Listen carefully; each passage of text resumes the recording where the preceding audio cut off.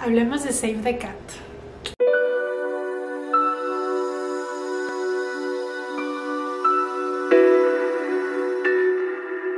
Como les había comentado en videos anteriores, Save the Cat Writes a Novel de Jessica Brody es un libro que se especializa en una metodología o una estructura para la planeación y la creación de historias que se quedan con nosotros, que nos impactan, esas historias inolvidables que van a seguir en nuestros días o en nuestra vida por muchos años después de que las terminamos de leer. Y es la versión para novela de la metodología de Blake Snyder para la creación de guiones cinematográficos. Ahora, en nuestros días, con todo el fandom, lo podríamos decir de cierta forma, detrás de la metodología de Save the Cat, pasó de ser una estructura para crear guiones cinematográficos o incluso novelas y se volvió una metodología del storytelling como tal. Nace del análisis de historias y lo que encuentra es que existe un patrón en todas estas historias que se quedan con nosotros. Películas, novelas, leyendas, fábulas, historias de la vida real. Habla acerca de cómo hay ciertos elementos que van a tener, que van a hacer que nos enganche y a la que respondemos de forma inconsciente. Y uno de los primeros dilemas con los que nos vamos a topar a entrar a esta metodología es si es una fórmula. Y si sí es una fórmula, no todo lo que escriba al usarla va a ser lo mismo y se va a sentir igual. Según la autora, no funciona como una fórmula que nos dice cómo debe de verse nuestra historia, sino más bien como un patrón que nos muestra elementos que debe de incluir. Es una línea muy delgada, o al menos a mí se me hace bastante difusa, pero lo logré entender al analizar mi experiencia con John Green y sus libros. Para mí la clave para diferenciar una fórmula de un patrón es que la fórmula nos da más elementos acerca de cómo debe de verse nuestra historia y las personas o las tramas dentro de ella. Entonces, con John Green a mí me pasa esto, no es secreto que yo creo que los libros de John Green que leí caen dentro de una fórmula muy John Greeniana. Tenemos un protagonista que normalmente es un hombre que como que no encaja muy bien en su mundo y en su sociedad, pero tiene uno o dos amigos o amigas que nos hacen decir, debe de ser buena onda porque hay alguien interesado en su vida, y aparte tiende a tener una característica que hace que lo diferencies de los demás. Tiene una característica que nosotros consideraríamos extraña, rara, como que es nada más él la tiene, y le da este sentido o esta sensación de que es un personaje peculiar que no encaja. Dicho personaje en algún momento dentro del planteamiento del libro se topa con una chica que es todo lo contrario a lo que él es y que tiene un oscuro secreto dentro, o al menos lo que creemos que puede ser, ¿no? Es esta chica edgy, medio pixie dream, medio peligrosa, o que nos da sensación, al menos para él, como de peligro, de diferente, que está completamente fuera del alcance de nuestro protagonista. Por alguna razón chocan sus vidas y la muchacha le pone la vida de cabeza, y después entramos a un momento en donde tenemos un misterio o algo trágico que rodea a esta chica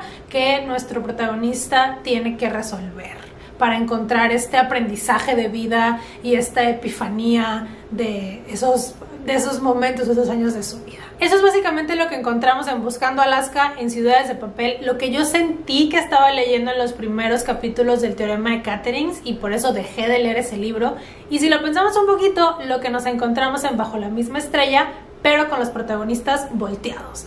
Aquí en Bajo la Misma Estrella, nuestro pixie dream peligroso, salvaje, es Augustus, y Hazel es nuestra protagonista que como que, pues, curiosa, digámoslo de alguna forma. Ojo, yo no estoy diciendo que estos libros sean malos, al menos Bajo la Misma Estrella y Buscando Alaska son historias que disfruté mucho. Simplemente estoy tratando de dar el ejemplo de qué entiendo yo como fórmula y por qué creo que la estructura de Save the Cat no es tan formulaico como eso, porque no me están contando la misma historia. Entonces, Si Save the Cat no es una fórmula, ¿cómo explicamos este concepto de patrón?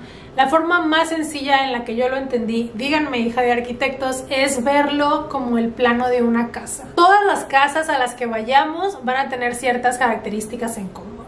La primera es que la función de ese lugar es que alguien viva ahí. La segunda es que vamos a tener al menos un espacio de descanso, un espacio de aseo, un espacio para la preparación y el guardado de alimentos, un espacio para las actividades recreativas o para la convivencia, una entrada y listo. A eso ya le podemos sumar un montonal de cosas, que si va a haber un patio, que si va a tener cochera, que si va a tener una oficina, etcétera, etcétera, pero al menos esos elementos que les mencioné al principio, que creo que fueron 4 o 5, todas las casas lo van a tener. El cómo va a tener esos elementos, el cómo va a ser la estructura de la planeación de esa casa es infinita.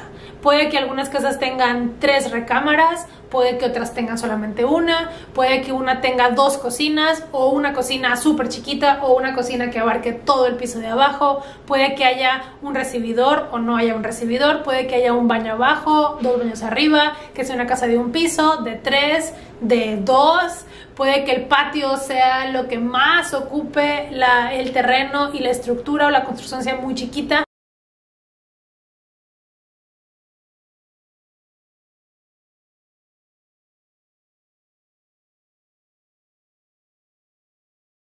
O sea, la forma de la construcción, el cómo se va a ver esta casa, el cómo se van a compaginar los elementos en ella, van a ser infinitos porque va a depender de la persona que esté diseñando esa casa y de lo que quiera poner ahí.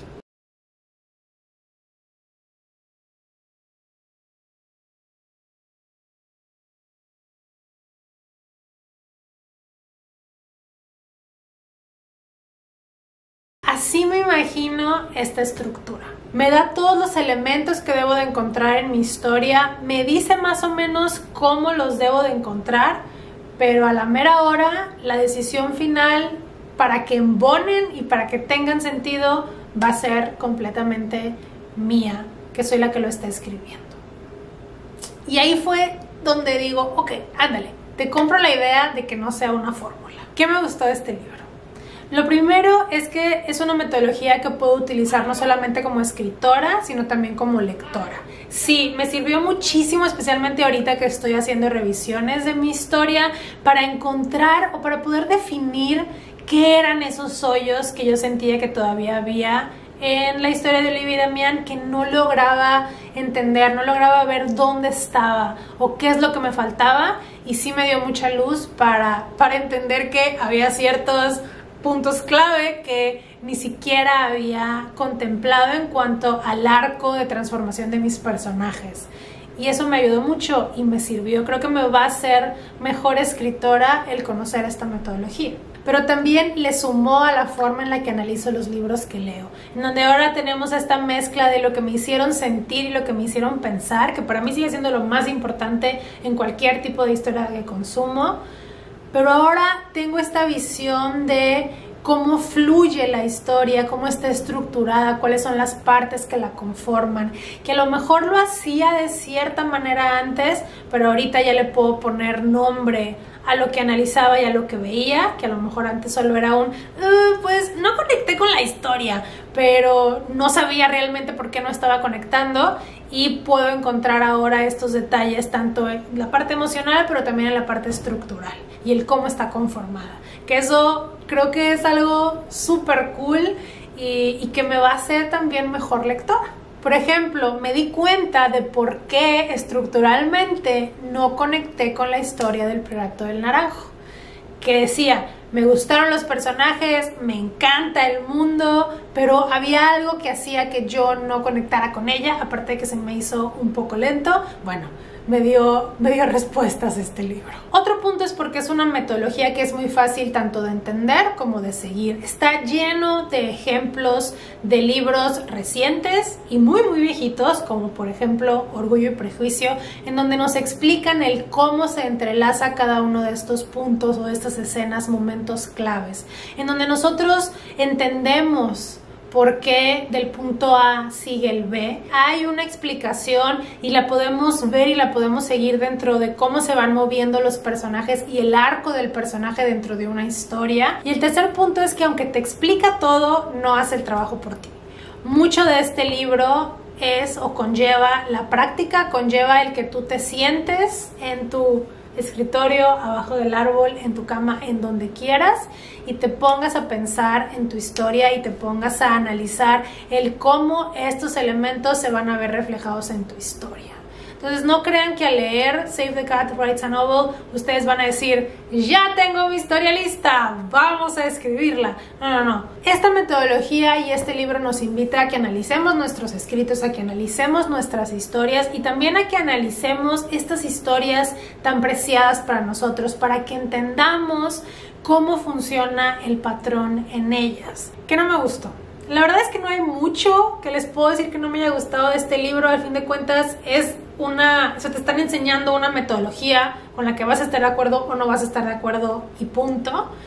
Pero lo que puedo mencionar es que al ser un libro que te está tratando de enseñar algo, está limitado en esa capacidad de aprendizaje o de esa capacidad para enseñarte. Porque no hay una oportunidad de diálogo, no hay una oportunidad de interactuar con alguien más o rebotar ideas con alguien, que creo que es parte importante del proceso de aprendizaje, o al menos de mi proceso de aprendizaje, y eso ya puede decir mucho y a lo mejor no es universal, a lo mejor hay alguien que leyendo aprende súper bien, no es mi caso, al menos no en este tipo de información que es tan práctica. Creo que la belleza o el jugo de Save the Cat está en el que se pueda compartir, en el que se pueda dialogar, en el que lo pongas en práctica. Creo que en el momento en que yo empiece a analizar películas, libros, mis estructuras, con esta metodología, ahí es donde voy a poder decir, ya, la absorbí, te entiendo ahora sí a la perfección y puedo ver qué puntos sí estoy de acuerdo y qué puntos no. Ahorita estoy de acuerdo con lo que dice, me gusta, se me hizo muy sencillo de seguir, se me hizo muy lógico, me ayudó a entender cómo se estructuran las historias y me ayudó a entender mis propias historias y creo que me dejó una muy buena experiencia, tanto como escritora como lectora, que ya me estoy repitiendo un poco, entonces creo que es momento de terminar este video. Se los recomiendo, sí, especialmente si les gusta o están interesados en escribir o les gusta esta onda de la estructura y la conformación de las historias. Creo que es una buena lectura para tener. También está la página por si quieren conocer más acerca de ella, donde van a ver un montón de ejemplos de la estructura usada en películas, pero sí hay alguno que otro libro por ahí. Y estoy pensando en hacer un video analizando un libro que hayan leído usando esta estructura para que ustedes lo puedan tener en español. Si les llama la atención, déjenmelo en los comentarios y denme ideas de qué libro que haya leído, lo pueden ver en mis Goodreads, en mi Goodreads, les gustaría que pudiera analizar. Esto es todo por mi parte. No se les olvide suscribirse para más contenido. Yo soy Velo y los veo en el próximo video. Bye.